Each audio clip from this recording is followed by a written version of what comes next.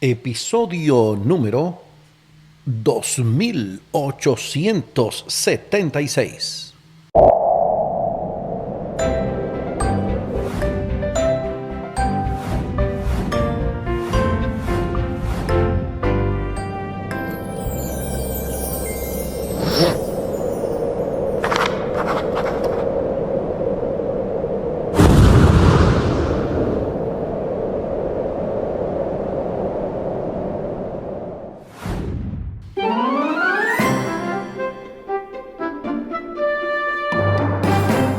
Amados hermanos, amadas hermanas, ¿qué tal? Bienvenidos, bienvenidas. Esto es Estudio Sistemático de la Biblia.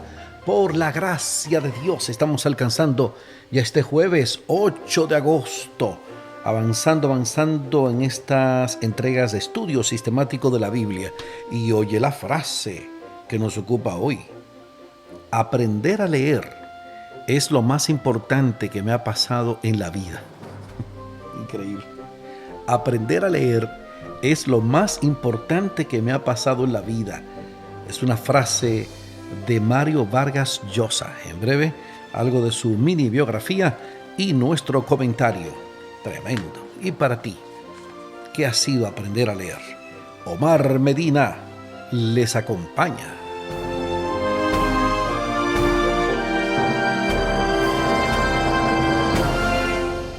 Sí. Este es otro tema que me apasiona, la lectura, los libros, el efecto de la buena lectura en la vida. Alguien llegó a decir que la lectura madura al hombre. La lectura madura al hombre, o sea, al ser humano, a la persona, ¿no? Hombre, mujer. Y que, como decía Benjamin Franklin, si no quieres ser olvidado, tan pronto estés muerto y corrompido, o vive algo digno de ser escrito, o escribe algo digno de ser leído.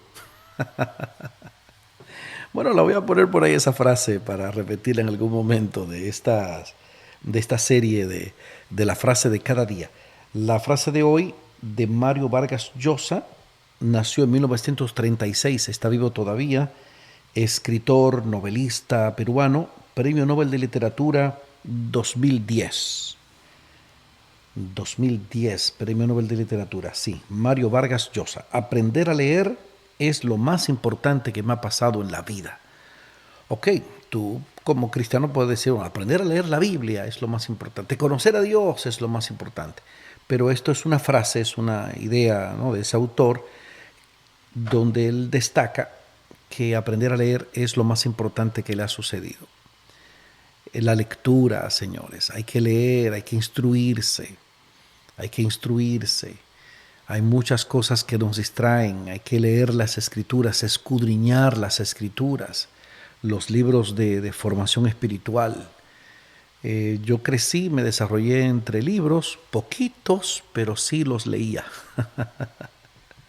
Y luego mis libros son los que más han sufrido en todas las mudanzas que he tenido. Yo sueño con mis libreros. Yo llegué a tener 4 libreros. Así de mis libros de la carrera de psicología, de los libros de la maestría en terapia familiar, relaciones familiares, los libros de autores no cristianos, pero tú sabes, los clásicos, eso. Yo tenía una tremenda biblioteca de toda esa joya, de esas genialidades de la literatura universal. Y los libros de la iglesia, obviamente, toda la colección de Elena G. de White, de George Knight, que me encanta George Knight. Tenía un montón de libros. Todo eso se ha ido perdiendo, lamentablemente. Tengo algunas obras todavía en mi iPad, algunos libros físicos. De hecho, en casa de amistades que he ido dejando algunos libros que me lo cuiden. En lo que me ubico en un lugar definitivo, que pongan mis libreros y todo eso, porque, ¿qué te digo? Aprender a leer para mí también fue algo muy importante. En mi adolescencia, el sentarme a leer fue una maravilla, porque eso me libró de muchas cosas de la calle, de los peligros del barrio. Y recomiendo a cualquiera, mi hermano, déjate de ver alguna serie de Netflix, alguna película, qué sé yo. Sal de Facebook un poquito, de Instagram, de todo esto, y ponte a leer. Tengo un libro, digo, "Oh, voy a leer este libro". Alguna vez voy a hablar del hábito de lectura. Hay técnicas para eso, para que la gente le tome el gusto y el entusiasmo a la lectura sin dormirse. ¿Ok? Algún momento haré un video sobre la lectura. Muy bien, vamos al tema de hoy. Cuidado con el pan en mal estado. Hoy seguimos aprendiendo de esta lección 6, de adentro hacia afuera. Esta poderosa lección 6 que nos ocupa, de adentro hacia afuera. El texto a memorizar: nada exterior al hombre puede entrar en él y contaminarlo, más bien lo que sale del hombre es lo que contamina al hombre. Marcos 7:15. En breve tenemos a nuestro asesor teológico, el profesor Humberto Méndez, que viene con el cierre de sus comentarios, dando una explicación muy, muy interesante de esas costumbres judías y del asunto de la contaminación, qué contaminaba y qué no. Hoy cierra en breve nuestro asesor teológico con este tema. ¿Qué es lo que yo procuro con este programa? Antes de la oración quiero aclarar esto. Es que las personas puedan volver al estudio sistemático de la Biblia, o sea, no de un día ni de 2 días, algo con sistema, con orden, ¿no? Con método, estudiar, leer, compartir. Y comparta esto con su gente. Sé que muchas personas ya lo están viendo cada día, pero creo que puede haber más personas que se integren si ustedes animan a la gente a que pueda escuchar y pueda estudiar con nosotros. Esa es la idea. No pretendemos sustituir, ni lo hacemos, o sea, no sustituimos el estudio de cada quien. La idea es que las personas se motiven, se ayuden, que tenga esto como un auxilio en su estudio de cada día. Vamos a orar, vamos a orar. Nuestro Dios, nuestro Padre, Señor, gracias porque durante esta semana hemos recibido estas sabias enseñanzas de las Escrituras, no solo para aprenderlas, para ponerlas en práctica. Danos, oh Señor, esa sabiduría de lo alto, a fin de que podamos vivir a la luz de estas enseñanzas de Jesús. Bendice a nuestros oyentes y que día a día podamos seguir identificándonos con esto que hemos considerado lo más importante: estudiar tu palabra. Lo suplicamos en el nombre glorioso de nuestro Señor Jesucristo. Amén, Señor. Amén.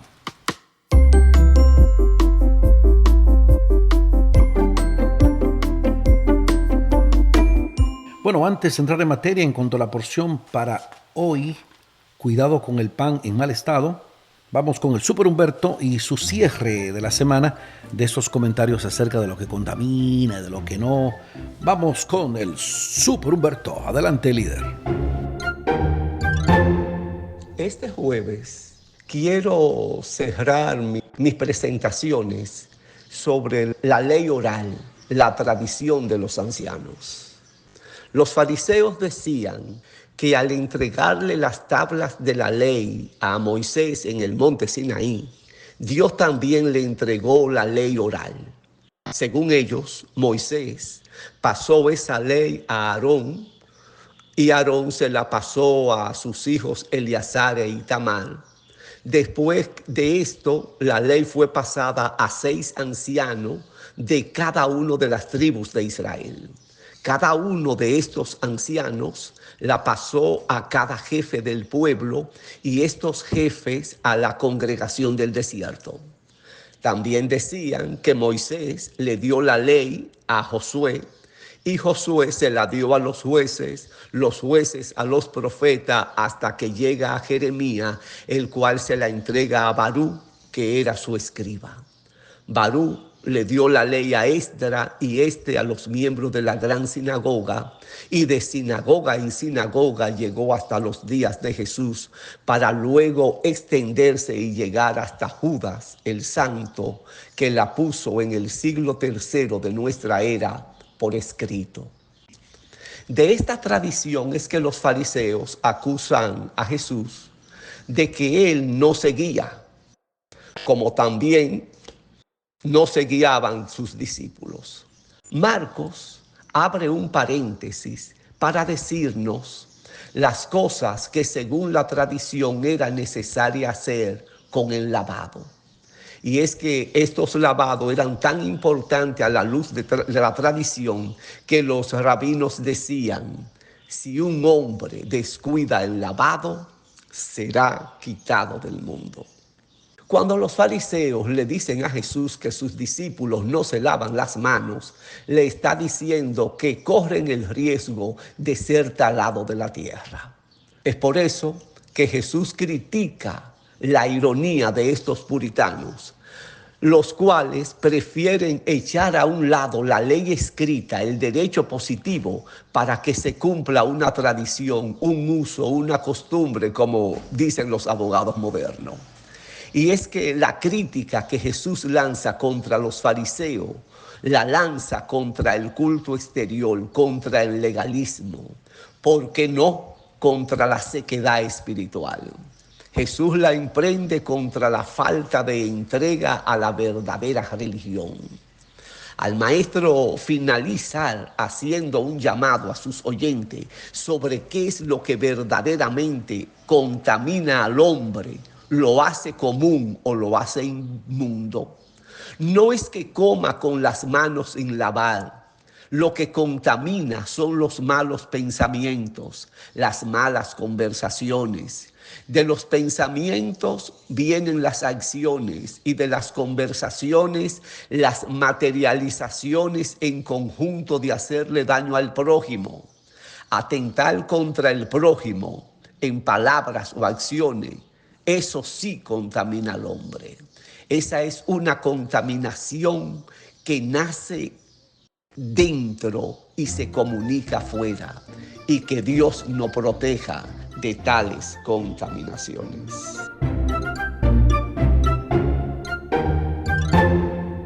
Wow, excelente, excelente. Muchísimas gracias, Super Humberto. Yo me imagino el sistema de investigación que utiliza Humberto, porque él es muy agudo al hacer sus análisis y de verdad que se nutre con su amplia biblioteca. Ese sí tiene una biblioteca grande también. El Super Humberto con sus comentarios. Él es un seguidor de estudiar con los grandes comentaristas de toda la Biblia. Tiene esa riqueza el Super Humberto. Muy bien, muy bien. Vamos a entrar en materia en cuanto a la porción para hoy. Cuidado con el pan en mal estado. Okay, vamos a Marcos capítulo 8, versículos 11 al 13. ¿Qué postura de los fariseos desilusionó profundamente a Jesús? Muy bien.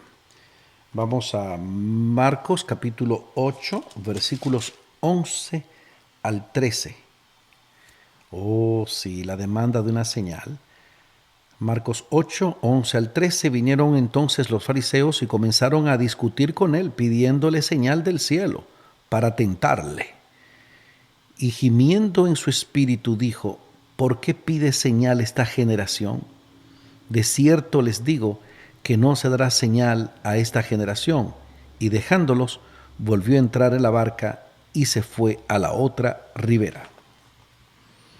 Entonces, ¿cuál es la pregunta aquí? ¿Qué postura de los fariseos desilusionó profundamente a Jesús? O eso, cuando le pidieron señal del cielo, eso fue lo que escribí aquí.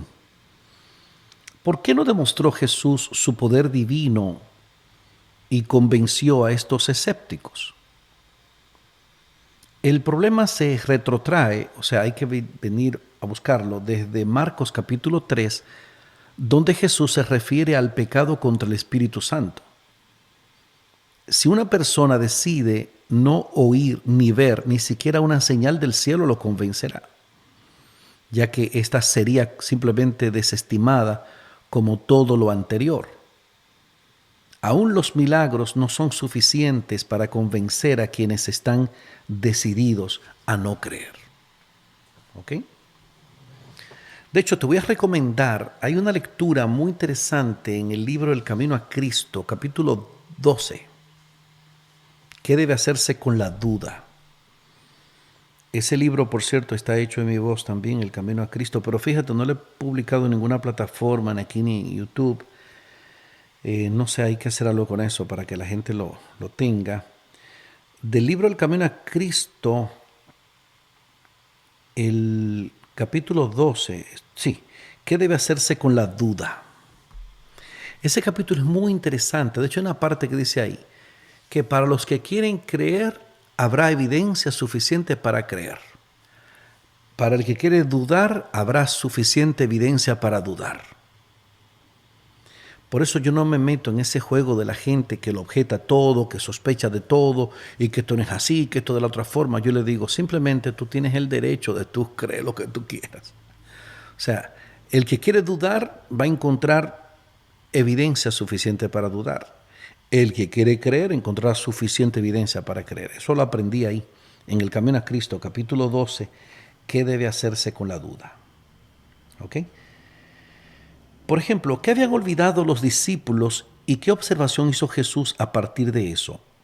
Seguimos ahí en Marcos 8, ahora esos versículos 14 al 21, cuando él les habla de la levadura de los fariseos. ¿Qué habían olvidado los discípulos? Vamos a ver, aquí estoy, Marcos 8, 14 al 21, dice, habían olvidado de traer pan y no tenían sino un pan consigo en la barca. Y él les mandó diciendo, miren, guárdense de la levadura de los fariseos y de la levadura de Herodes. Y discutían entre sí diciendo, es porque no trajimos pan. Y entendiéndolo Jesús les dijo, ¿qué discuten? ¿Por qué no tienen pan? ¿No entienden ni comprenden? ¿Aún tienen endurecido su corazón? ¿Teniendo ojos no ven y teniendo oídos no oyen y no recuerdan? Cuando partí los 5 panes entre 5,000, ¿cuántas cestas llenas de los pedazos recogieron? Ellos dijeron 12. Y cuando los 7 panes entre 4,000, ¿cuántas canastas llenas de los pedazos recogieron? Ellos dijeron 7. Y les dijo, ¿cómo aún no entienden? Tremendo. Muy bien. Oh, ¿qué pasó aquí? Hay un ruido feo allá afuera. Aquí yo escribí, habían olvidado traer pan. Jesús aprovechó para darles algunas puntualizaciones e ilustraciones a partir del pan y lecciones de fe y confianza a partir de su historia con ellos. Eso fue lo que alcancé a escribir aquí, porque dice que habían olvidado los discípulos, o traer el pan, muy bien. Entonces, ¿qué observación hizo Jesús a partir de eso? Aprovechó para darles algunas puntualizaciones e ilustraciones a partir del pan y lecciones de fe y confianza a partir de su historia con ellos. Jesús aprovecha la oportunidad para advertir a los discípulos contra la levadura de los fariseos y la de Herodes, que era símbolo de sus enseñanzas. Era símbolo de sus enseñanzas, asunto de la levadura. Pero los discípulos no comprenden y piensan que Jesús está hablando de que deben evitar comprar pan literal. Como es típico cuando los discípulos malinterpretan a Jesús, Él aprovecha la ocasión para instruirlos. El Señor hace una serie de preguntas, las primeras de ellas de naturaleza retórica, expresando su frustración porque no han entendido la misión de Él. Sus palabras recuerdan lo que dice Marcos 4, 10 al 12 acerca de los que están fuera y no entienden. Sus fuertes palabras tienen la intención de despertar a sus discípulos de su letargo espiritual. En esos versículos 19 y 20 de Marcos 8, como hemos leído, donde se formulan preguntas simples acerca de cuántas canastas de fragmentos habían recogido después que él alimentó a los 5,000, ¿verdad? 12 canastas, y también de los 4,000, las 7 canastas, con lo que pretende ilustrar que ya deberían haber comprendido que los recursos limitados no son una barrera para el Mesías. ¡Wow! ¡Qué lindo está eso! Increíble. O sea, los recursos limitados no son una barrera para Jesús. Su pregunta final en Marcos 8:21 es nuevamente retórica. ¿Cómo aún no entienden? Después de todo, considera todo lo que ya habían visto y experimentado con Jesús. Tremendo. Había oído de eso, pero en el caso de Judas, que Judas vio todos los milagros, escuchó todos los sermones y no cambió. Judas vio todos los milagros, escuchó todos los sermones y no cambió. Y estos señores, bueno, en su mayoría de ellos ahí todavía seguían sin entender muchas cosas. ¿Cómo podemos aprender, mi gente, a mantener nuestros corazones y mentes abiertos a la realidad de Dios y de su amor? Considera toda la evidencia que se nos ha dado en favor de Dios y de su amor. Sin embargo, ¿por qué a veces parece tan fácil dudar? Repito, ¿cómo podemos aprender a mantener nuestros corazones y mentes abiertos a la realidad de Dios y de su amor? Considera toda la evidencia que se nos ha dado en favor de Dios y de su amor. Sin embargo, ¿por qué a veces parece tan fácil dudar? Aquí yo escribí: es fácil dudar porque una vez que le damos cabida a esos pensamientos de sospecha, de duda, eso genera desconfianza.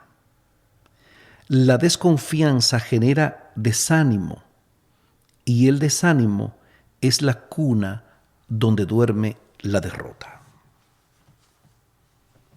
Qué bueno que tengo unos 3 minutos aquí para hacer este comentario, porque a partir de todo lo que nos enseñó Humberto Méndez en el asunto este de lo que contamina, de lo que no contamina, y del legalismo de esos fariseos, el legalismo es una cosa increíble. Yo soy un gran combatiente de eso, porque el fanatismo, el legalismo, hermano, mire, cuídese de eso. Dice Elena G. de White que eso es como un edificio en llamas. Una vez que el fanatismo se ha apoderado de alguien, es como un edificio en llamas. Es una idea que ella da en el capítulo 5 del libro Mente, Carácter y Personalidad. Si usted tiene esa colección, son 2 libros de lectura continuada, son capítulos continuados. O sea, donde termina el tomo 1, sigue el tomo 2, en paginación, en capítulo y todo.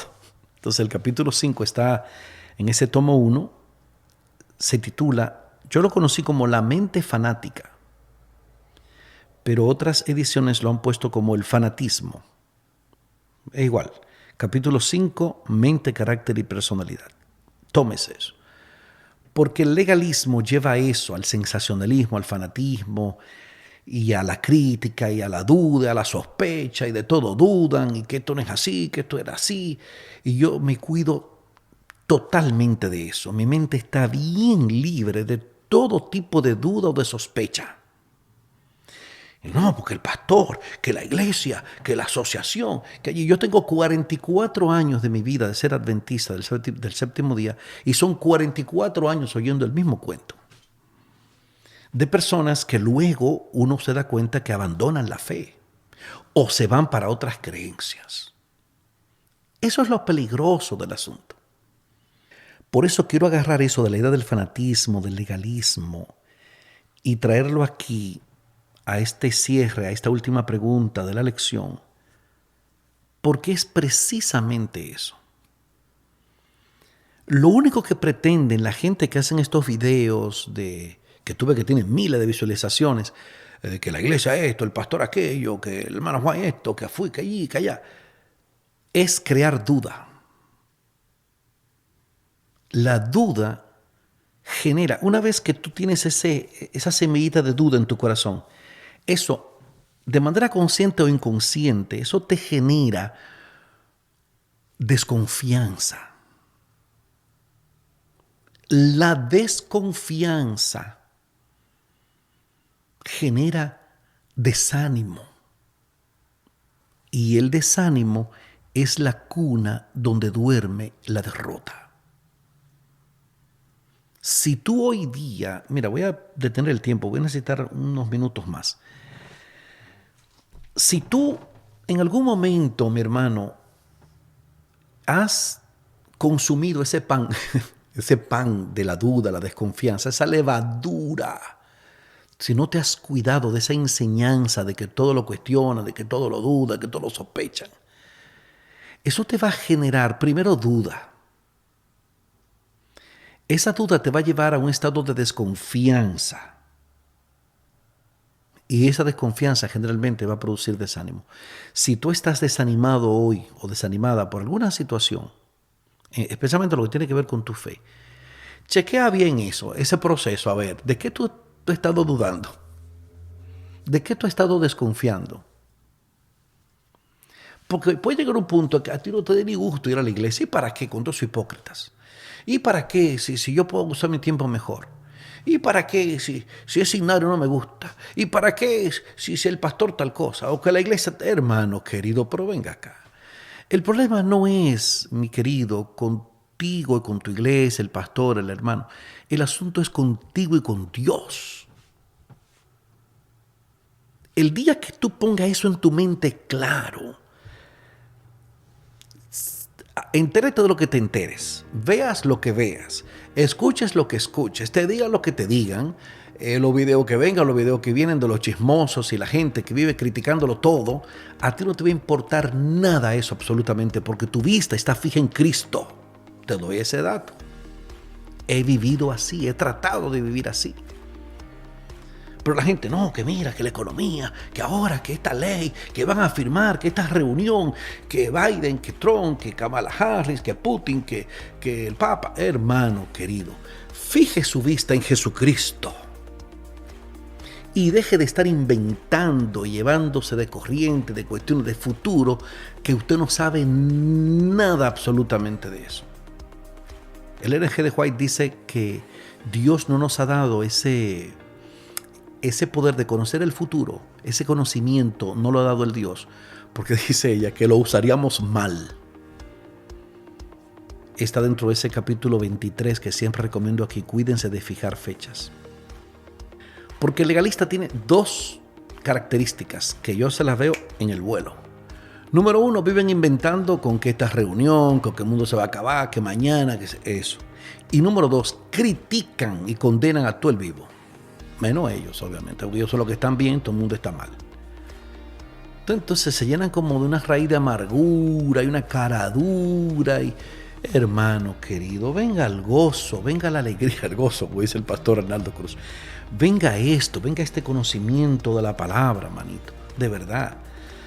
Oye, yo como que, de verdad, como que tenía que desahogarme de esto, porque lo tenía ahí, hace tiempo para hablar de estas cosas.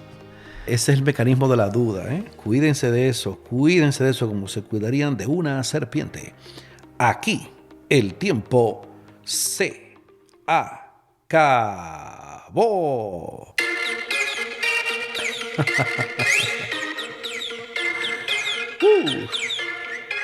¿Qué hemos aprendido hoy?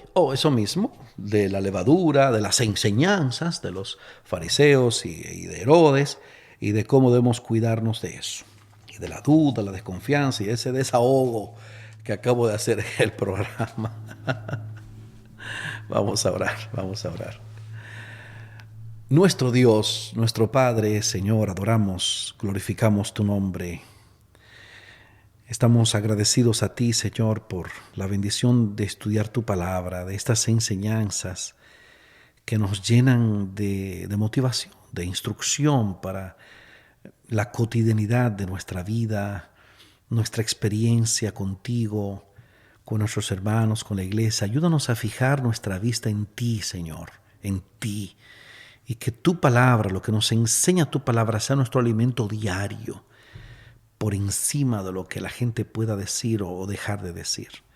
Lo suplicamos en el nombre glorioso de nuestro Señor Jesucristo. Amén, Señor. Amén.